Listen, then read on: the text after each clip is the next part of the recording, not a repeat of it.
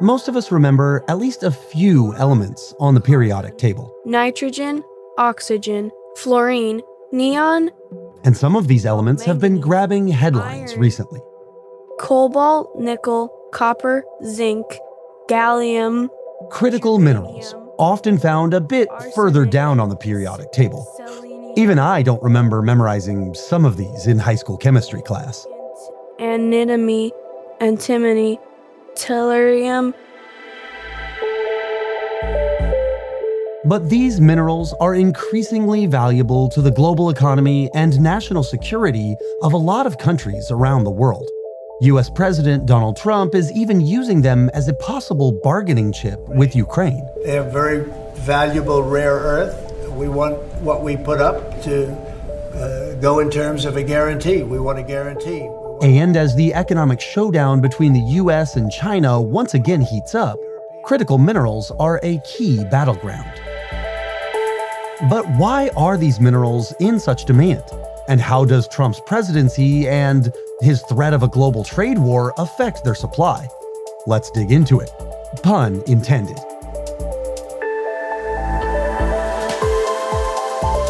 It's what we do here on Reuters Econ World.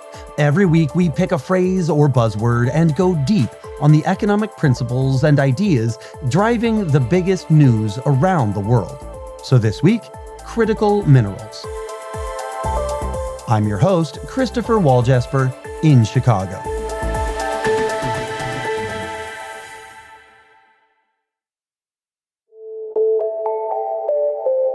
I'm joined today by my colleague, Ernest Scheyder. He covers the critical mineral industry here at Reuters, and he literally wrote the book on the topic. He's the author of The War Below: Lithium, Copper, and the Global Battle to Power Our Lives.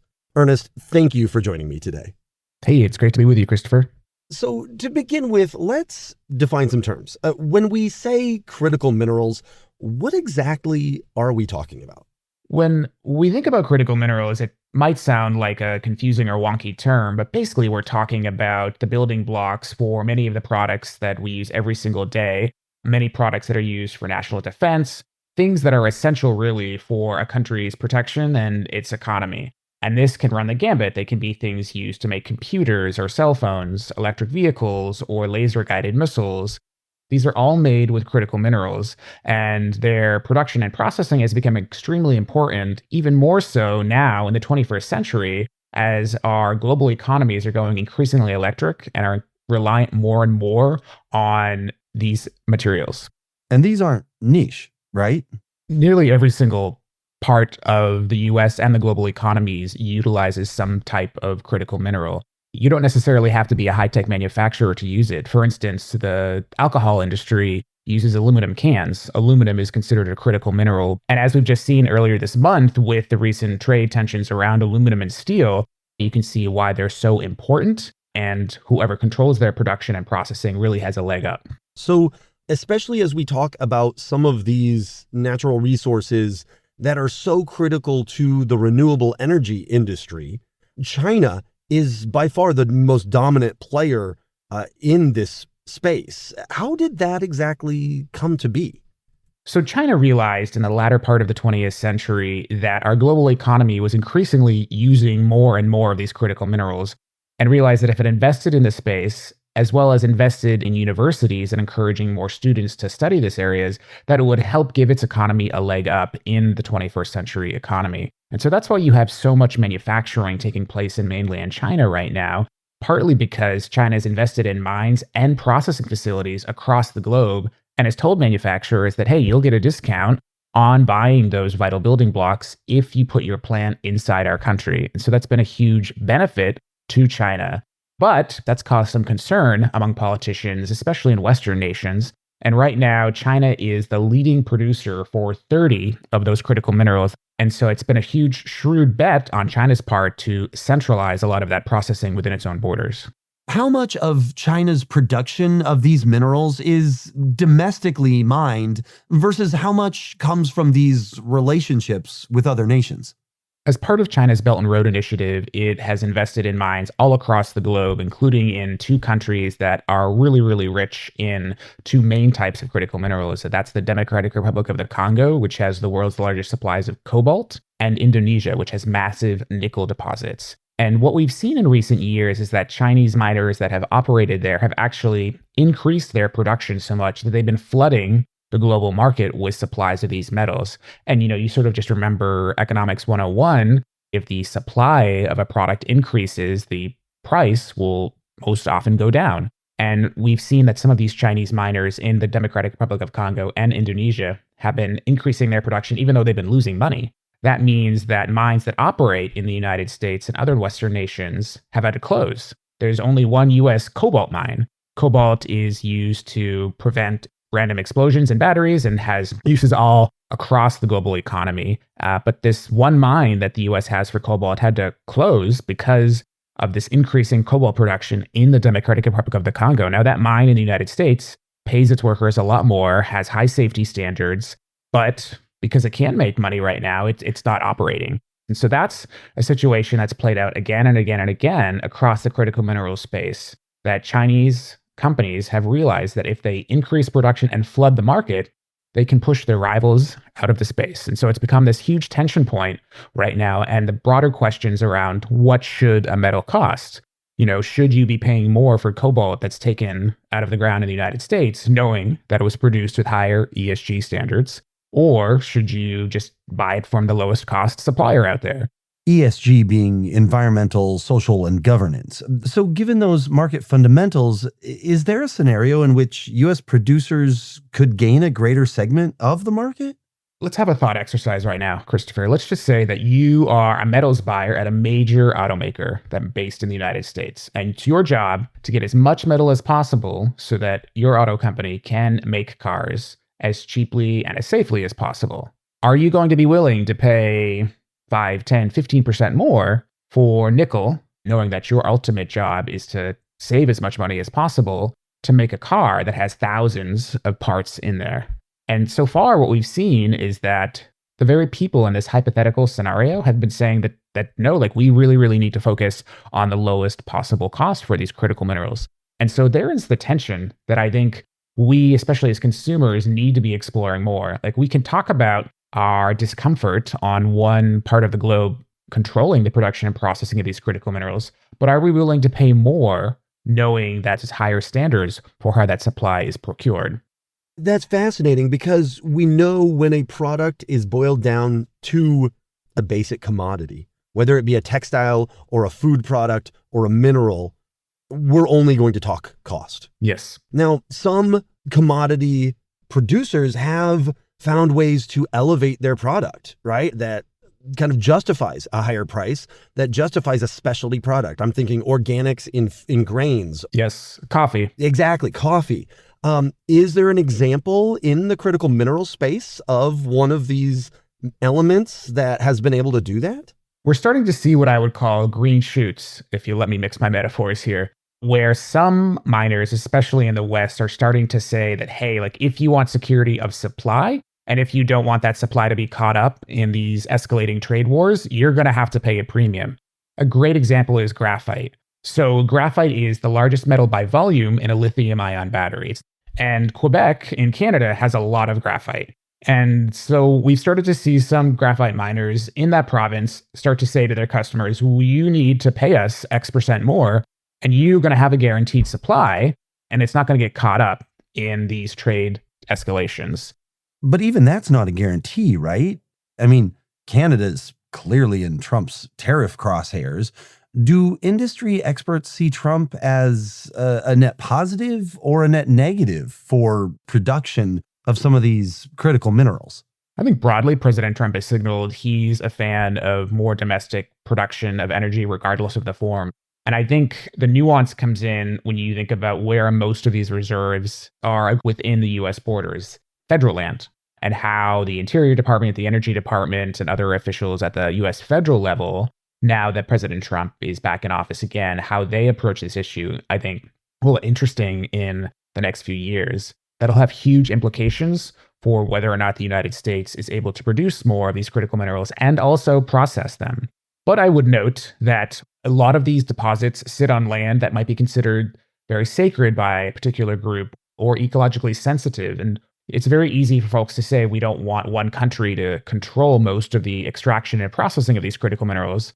But are we willing to be having the tough conversations about where and how we should want them within our own borders to be extracted? And if there are some places that are too special to mine, are we willing to use less, to increase more recycling, to take other steps that could increase our domestic use and production of those materials?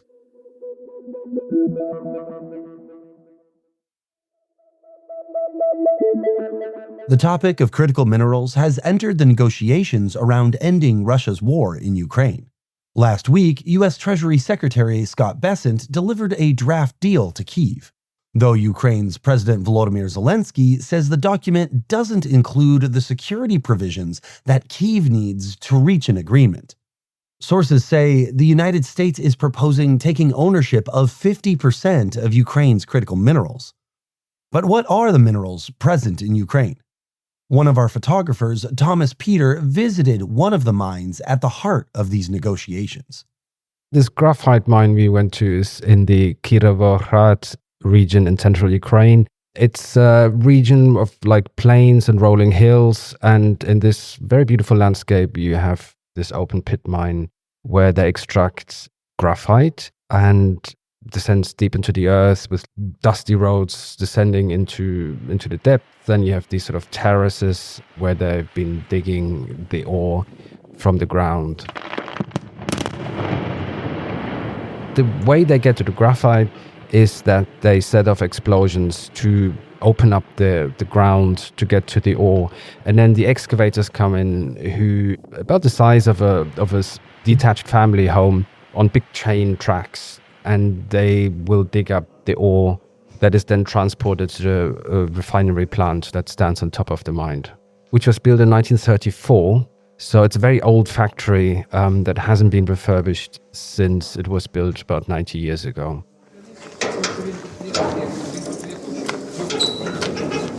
The deputy chief engineer of the plant, he opened this heavy sliding metal door that opened into sort of a huge cavernous hall of the processing plant. And on the inside, everything was coated in a thick black layer of graphite that had sort of like a inky sheen, and it was black to the touch. And metal staircases take you through this massive, it looks like, if you feel like an engine room of an ancient ship. The graphite mine sells its product to pretty much every continent. The Japanese, for instance, are very keen on their graphite. There was the African clients, and the US has also been buying their product. And their graphite is very desired by pencil companies because it's kind of soft. So at the plant, we spoke to the CEO, who told us that he is very keen on doing business with the Americans, and he was welcoming, in general, this idea that Trump put forward. However, he did make clear that this is not just to give away. Here's Ostiap Kostyuk. He's the CEO of the Zawaliewski graphite mine. And I believe in this company. I believe in this factory. I believe in these people. And he did point out that they need investment to basically bring up the final product to the level of purity that makes it viable for electric car batteries and so on. We know that our graphite can be used in high technologies. We're sure about that. So, Ernest, what do we know about these minerals that Ukraine is bringing to the table? So Ukraine has some deposits of critical minerals, including a subset of critical minerals known as rare earths. These are used in the defense industries. They're used in high-tech appliances. They're used in aerospace. They're used in renewable energy devices. The rub comes in that many of these deposits are in disputed regions of Ukraine, some of which are under Russian control right now. So we don't really quite know, is it worth it for the United States to be going after these critical minerals now, and sort of what that would mean for global critical metals markets. Russia's foreign minister, Sergei Lavrov, says the Kremlin is not willing to cede Russian-controlled territory back to Ukraine. He also scorned the idea of Ukraine giving the United States access to its critical minerals. Zelensky, in an NBC interview over the weekend, questioned if a deal with the US would mean that minerals in areas occupied by Russia would be given to Russian President Vladimir Putin, as well as his partners, Iran, North Korea, and China. Now, I wonder, the Trump administration's tariff posturing, especially towards China, how might that impact the balance of some of these mineral markets? Sure. The critical minerals at the end of the day are an economic weapon. There's no other way to look at it. And China has signaled pretty aggressively the past 18 months that it's willing to use its control of the production and processing of many of these critical minerals as tools in its trade dispute with other countries. So take germanium and gallium, for instance. These are two minor metals that are extremely important for very niche but important industries like semiconductors.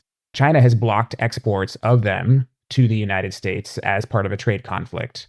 The world's largest lithium company is an American company. It's based in North Carolina, but it has many lithium processing facilities in mainland China. Now, if China blocks exports of lithium, you can just understand the ripples that will go out and really, really affect the entire lithium-ion battery supply chain. And if the tariff wars escalate even further, critical minerals, you better bet, will be at the center of it. Okay, so if China shuts the door completely for some of these minerals, what's that mean for the U.S.? Take that North Carolina lithium producer, for instance. Could they just start processing the lithium here in the U.S.? How wonky can I get with you? Can we geek out? Get wonky. Nerd out, yeah. So let's just take a look at where lithium comes from right now. There are two main parts of the world where lithium comes from. That's northern Chile in South America and Australia.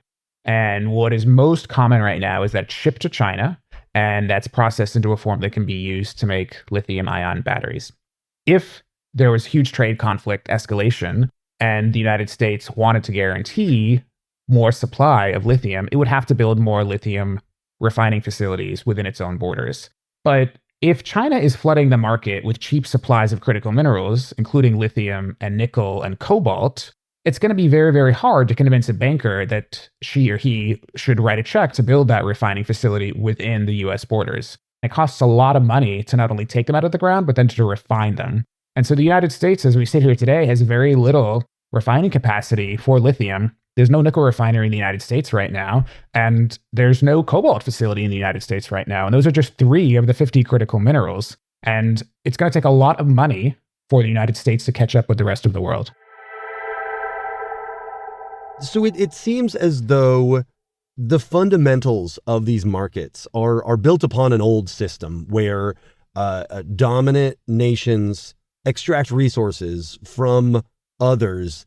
But I wonder, how are some of these nations that are holding the literal minerals trying to get a seat at that table? Yeah, one interesting thing, Christopher, that I'm seeing increasingly more and more is that resource-rich nations are using their large deposits of critical minerals as key tools with different diplomatic efforts that they're taking. And so this is a big shift from, say, 100 years ago when we saw a lot of countries, especially in the West, go into resource-rich countries, take out their stuff in the ground there, whether that be a petroleum product or some other critical mineral, and export it back to their home countries for their use. And we're starting to see that dynamic shift. And so a great example is Bolivia, which is sitting on a lot of lithium. And the country is saying, if you want access to our lithium, you're going to need to build lithium-ion batteries and maybe even electric vehicles within our own borders.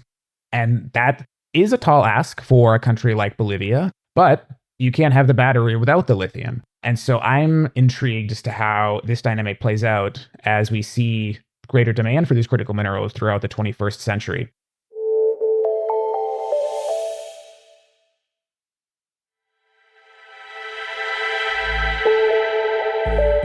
A big thank you to Thomas Peter and Ernest Scheyder for all their great reporting. You can catch both their work at Reuters.com or on the Reuters app. And please check out Ernest's book, The War Below, wherever you buy books. It's really a fascinating read. And special thank you to my daughter, Lucy Walljasper, for humoring her father and making her Econ World debut at the top of the podcast. Selenium bromine? Yep. Krypton. Lucy, you're a natural. Rubidium? If you have any thoughts on the show or ideas for future episodes, please reach out to myself or to our regular host, Carmel Crimmins. We're both easy to find on LinkedIn.